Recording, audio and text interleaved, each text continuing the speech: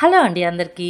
త్వరగా healthy breakfast and lunch ఏం చేస్తున్నాననేది చూపించేస్తాను. ఫస్ట్ అయితే కందిపప్పు ఇంకా బియ్యం అయితే కడిగి నానబెడుతున్నాను. తర్వాత హాట్ వాటర్ అయితే పెడుతున్నాను తాగడానికి. ఇంకా పిల్లల వాటర్ బాటిల్స్ కూడాను. తర్వాత నేను కూడా కొంచెం హాట్ వాటర్ అయితే తాగేశాను. ఆ తర్వాత అన్నం ఒక సైడు, పప్పు ఒక సైడ్ అయితే గ్యాస్ వెలిగించేసాను. తర్వాత అయితే కషాయం ప్రిపేర్ చేస్తున్నాను. ఇది ఎవ్రీడే ప్రిపేర్ చేస్తాను. బెంగళూరు క్లైమేట్ ఎప్పుడు చేంజ్ అవుతుందో చెప్పలేము. ఒక క్షణం వాన వస్తే ఇంకో క్షణం అయితే ఎండ కాసేస్తుంది. ఆ తర్వాత వెజిటేబుల్స్ అయితే కట్ చేసుకుంటున్నాను. ఆ లోపల అన్నం అయితే ఉడికిపోయింది, వాడ్చేసాను. వంకాయ సాంబార్ అయితే చేస్తున్నాను ఈరోజు, కివానో కూడాను.